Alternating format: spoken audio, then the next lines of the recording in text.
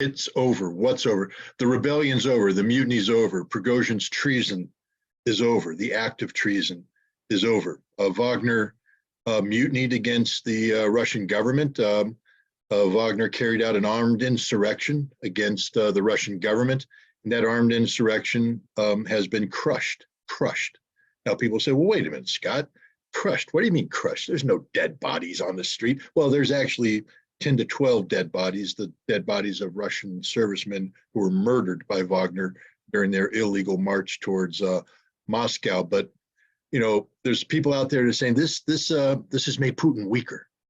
Putin's weaker. I never saw a stronger president in my life than the president I saw on TV on Saturday, who addressed this issue and made it very clear with his words that he called a spade a spade.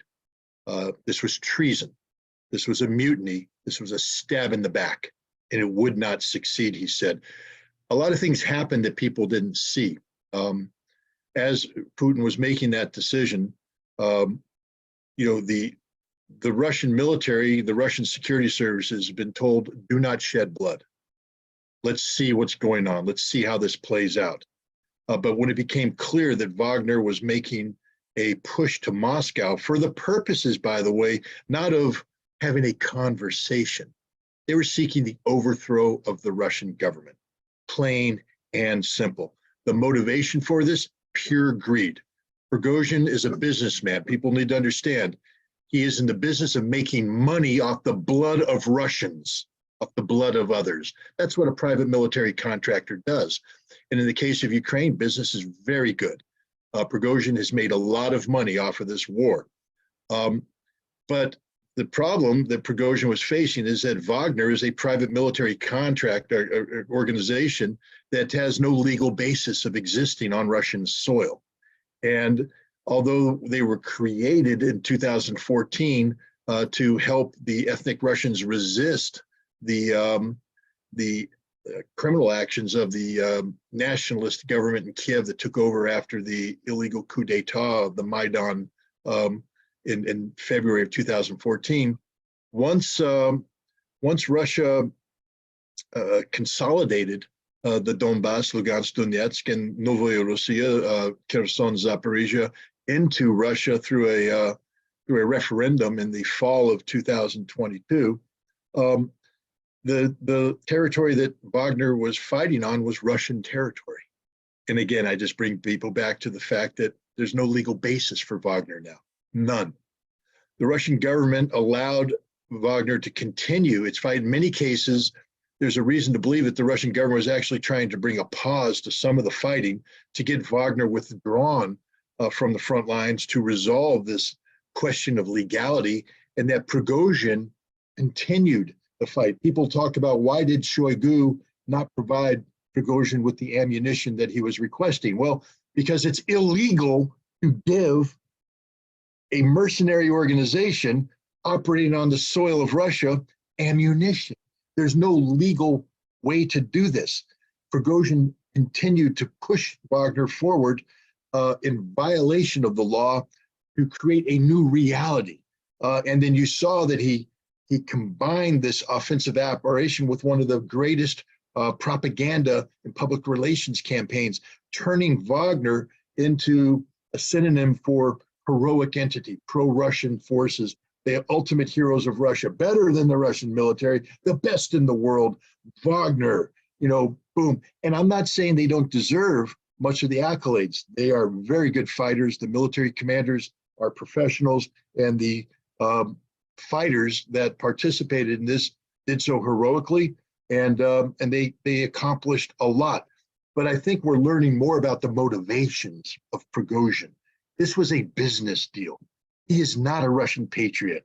He is a narcissist. He is a businessman. He is a greedy oligarch, and he wanted more and more. And he recognized that if the Russian government got its way and demanded that Wagner comply with the law by signing contracts that made them work on behalf of the Ministry of Defense and not Yevgeny Prigozhin, because ask yourself this, what rank does Yevgeny Prigozhin hold?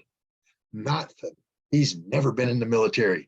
He's a convict turned businessman, protege of Vladimir Putin. He was the chef. Putin liked him, gave him opportunities. And Prigozhin, had he simply focused on the business opportunities that Putin gave him, is and would continue to have been a very wealthy man. But instead, he got greedy. And then he started to believe his own propaganda about his value as a military leader, his value as a Russian leader. And he decided that he wanted to be president. Now, he'll claim otherwise, but you don't send 8,000 troops to Moscow to challenge presidential authority unless you're seeking to usurp presidential authority. So, the question of, did he do this on his own? Was he colluding with foreign intelligence services? I think history will show that he was working in collusion with foreign intelligence services. There's too much collaboration taking place between the British, the Americans, the Ukrainians, and Prigozhin's actions. But what triggered Prigozhin has come out, and he straight up admitted what happened. He said that the Russian government was going to compel his forces to sign contracts. And that would be the end of Wagner. And he said, we don't want Wagner to be over. And so we were going to move on onto the headquarters of the Special Military Operation, that is the Southern Military District in Rostov, and confront Shoigu and Gerasimov, the chief of the Russian General Staff, and compel them to change this outcome. That's a mutiny. But this isn't a patriotic act. This wasn't designed to save Russia. This was designed to save Wagner as a money-making machine for Yevgeny Prigozhin. Yevgeny Prigozhin should go down in history as the traitor that he is, committing an act of treason. And Vladimir Putin will go down in history as the president who avoided a civil war. Do you want to know why Prigozhin stopped?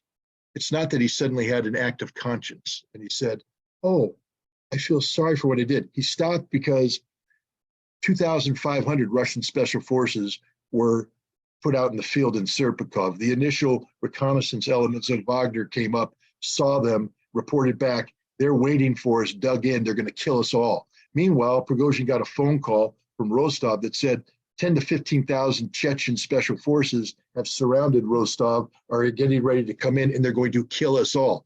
8,000 Wagner people suddenly woke up to the reality that they were not immortal, that they were strung out on several hundred kilometers of highway, effectively surrounded by forces loyal to Vladimir Putin, that nobody rallied to their cause. Not a single Russian politician said, I support Prigozhin. Not a single Russian commander in the field said, I support Prigozhin. No Russian units dropped their weapons and say, we support Wagner. And no significant population came out and said, we support Wagner. Russia rallied behind its president, and it was clear, made clear to Prigozhin that you are a criminal. You are a traitor. Now, to avoid bloodshed, because what happens when you tell criminals and traitors that you're going to jail and they have guns in their hands? They're a cornered rat will fight. And Wagner was a cornered rat inside Russia. They would have fought. There would have been thousands, tens of thousands of deaths. But Putin gave them an out. Now, Putin can't, remember, he's the president of Russia, so he himself can't make this deal. That's where Lukashenko came in, sat down, negotiated stuff. But it wasn't a negotiation. I'll tell you exactly how it went.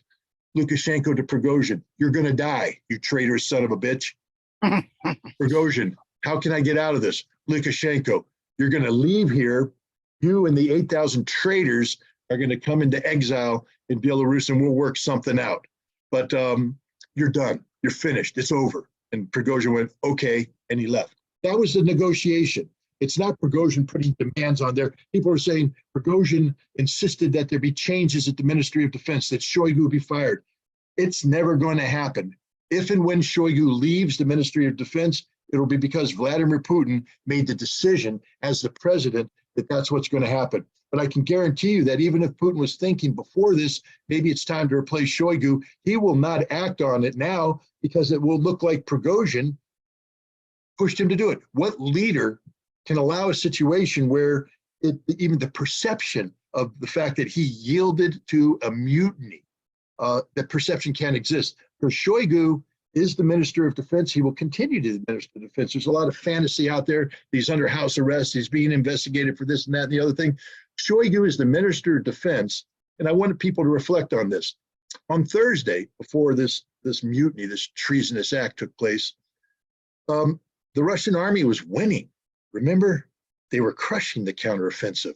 The Ukrainians were in a pause because they couldn't attack anymore. They were wiped out, losing everything.